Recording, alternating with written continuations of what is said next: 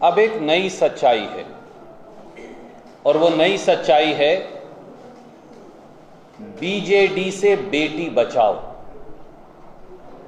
उत्तर प्रदेश में हाथरस और अन्य कांड होने के बाद ये कहती थी देश की जनता के बीजेपी से बेटी बचाओ, पर अब लगता है कि उड़ीसा की सच्चाई है बीजेडी से बेटी बचाओ। ओडिशा को बीजू जनता दल ने भगवान जगन्नाथ जी की भूमि को अपराध प्रदेश बना दिया है। जब रक्षक ही भक्षक बन जाए और पुलिस क्राइम फ्रेंडली बन जाए तो प्रदेश की बेटियों या लोगों की रक्षा कौन करेगा? जब इल्जाम गृह मंत्री पर हो तो जांच कौन करेगा और न्याय कौन देगा? न सिर्फ बीजेडी की सत्ता अपराधियों को संरक्षण दे रही है, अपितु शक की सुई सीधे सीधे गृह राज्य मंत्री के दरवाजे पर आकर टिकी है।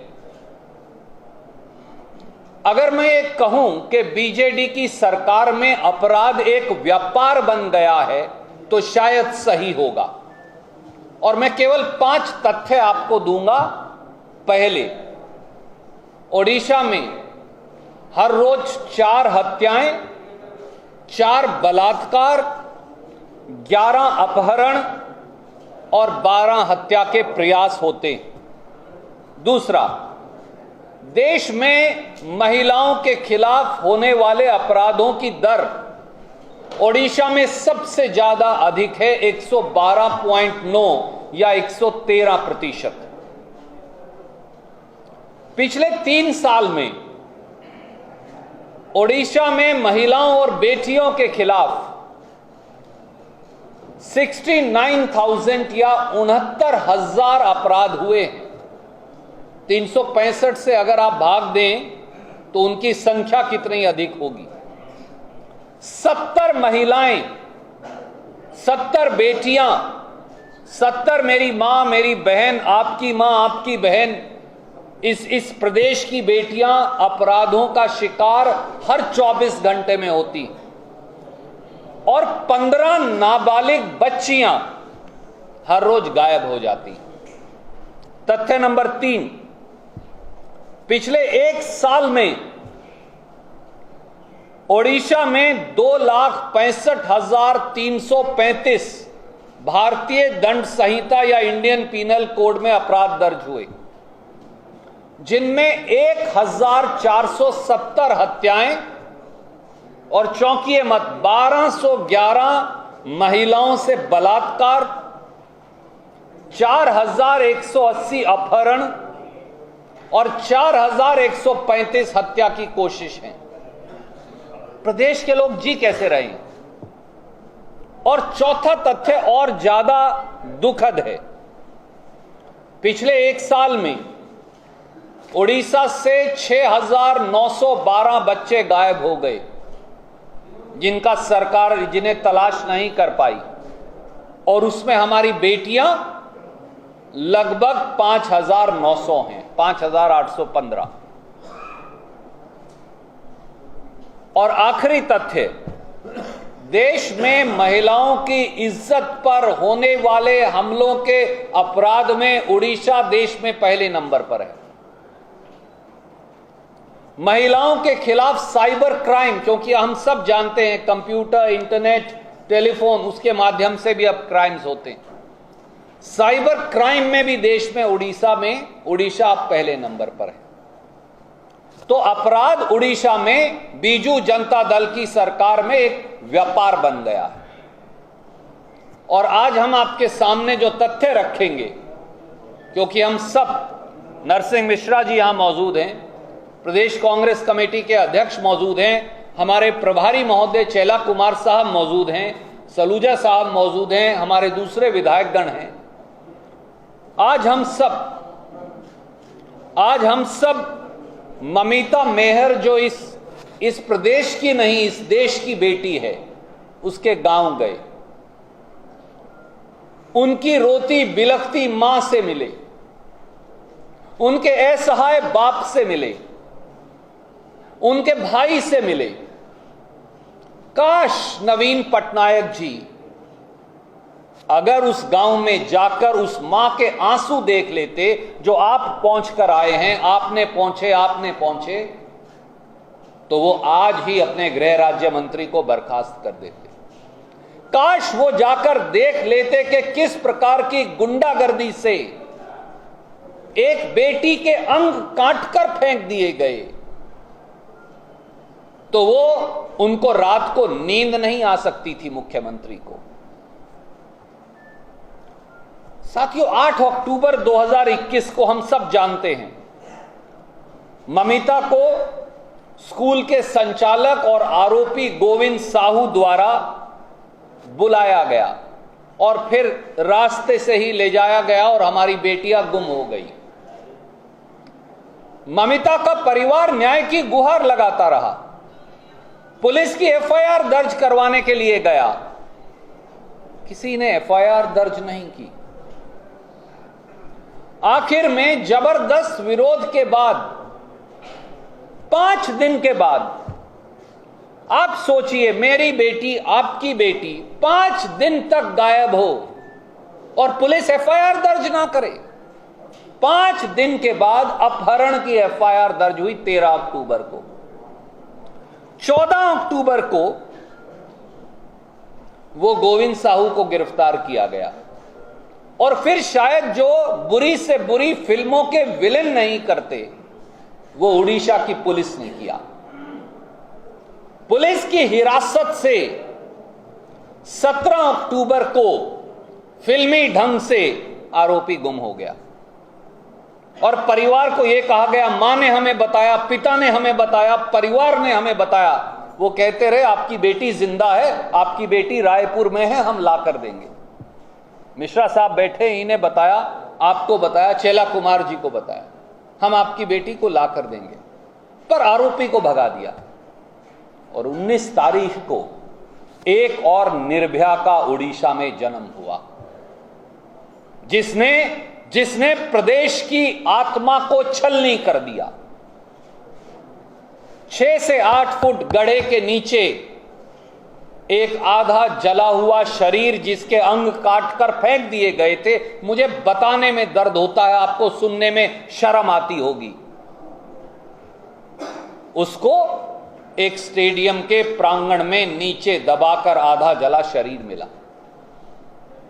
बाद में गोविंद साहू को फिर गिरफ्तार कर लिया गया। पूरा देश जानता है कि गोविंद साहू की संस्था में किसका हाथ है, कौन वहां जाकर रुकता था, गोविंद साहू किसका आदमी है।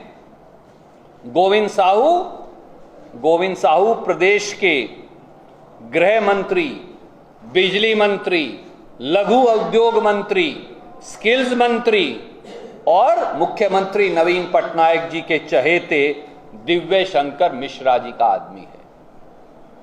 क्या करने जाते थे दिव्य शंकर मिश्रा जी उस संस्था में?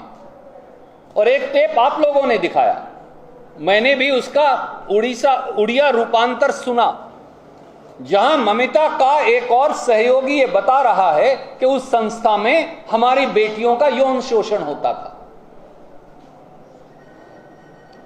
भगवान जगन्नाथ की भूमि क्या इस प्रकार के अपराधों के लिए जानी जाएगी? और सत्ता में बैठे मुख्यमंत्री चुप्पी साधे रहेंगे और कानून के रखवाले गृह मंत्री उनके संरक्षण के अंदर अपराध होंगे। सरकार को नींद कैसे आती है? और यह पहला वाकया नहीं, आप सब बता रहे थे ना, यह पहला दर्दनाक अपराध है ना आखिरी। नयागढ़ जिले में हमारी अबोध बच्ची परी की जिस प्रकार से हत्या हुई थी, उस परी का जीवन जैसे लूट लिया गया था, वो आज भी सबको याद है। तब भी पुलिस ने कार्रवाई नहीं की, तब भी कृषि मंत्री के ऊपर इल्जाम लगा, तब भी न्याय नहीं मिला, तब भी क्लीन चिट सर्टिफिकेट दे दिया गया और तब भी उस गरीब मां बाप को बिलखते हुए अदालत में जाना पड़ा।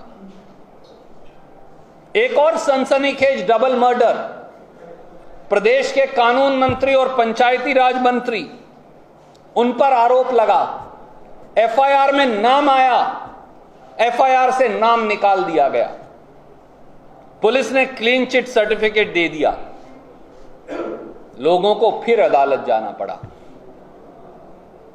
क्या हम बेबीना हत्याकांड भूल गए हैं? इस मुकदमे के बाद तो एक मंत्री को इस्तीफा भी देना पड़ा था। क्या टीकरी का इतिश्री हत्याकांड भूल गए हैं, जहां बीजेडी के एक बहुत बड़े सांसद का नाम उछला था?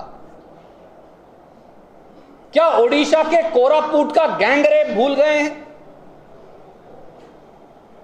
मैं इस देश का एक नौजवान आज आपके दर्शकों और पाठकों को यह कहता हूं कि हर बार जब हत्या, बलात्कार, गुंडई होती है तो बीजेडी के नेताओं का ही नाम कैसे आगे आता है?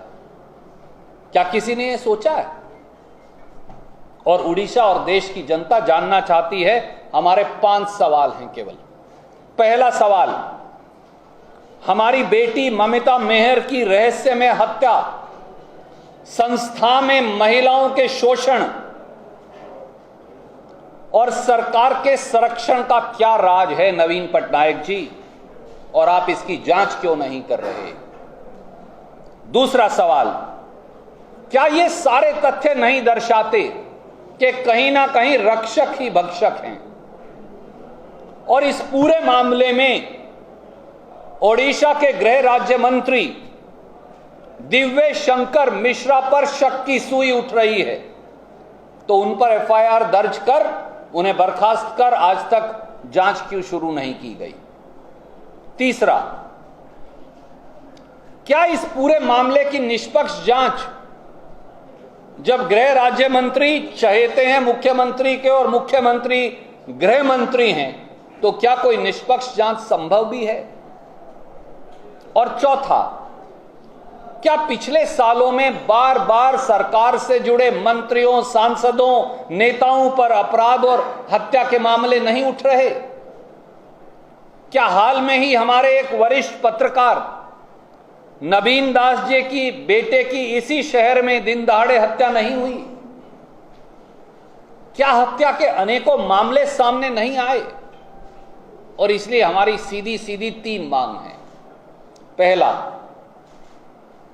कांग्रेस पार्टी मांग करती है ओडिशा की बेटियों और जनता की ओर से कि गृह राज्य मंत्री श्री दिव्य शंकर मिश्रा पर Indian penal code 302 read with 120 B में मुकदमा दर्ज किया जाए और उन्हें बर्खास्त किया जाए। दूसरी मांग यह है, जैसा नरसिंह मिश्रा जी ने, प्रदेश कांग्रेस अध्यक्ष जी ने, पटनायक साहब ने पहले कहा है कि ओडिशा हाईकोर्ट के मुख्य न्यायाधीश के तत्वाधान में एक एसआईटी का गठन हो जो 90 दिन में जांच पूरी करे। तीसरी मांग है, ममिता के परिवार को 1 करोड़ रुपया मुआवजा सरकार दे और उनके भाई बंटी मेहर को एक सरकारी रोजगार दे ताकि उस परिवार के आंसू पहुंचे जा सके। नवीन पटनायक साहब, आप चाहे लंबे अरसे से मुख्यमंत्री हैं, पर मुख्यमंत्री की जवाबदेही जनता की है और आपको सामने आकर जवाब देना पड़ेगा। Any questions you want to ask? You are welcome. Before that, I will request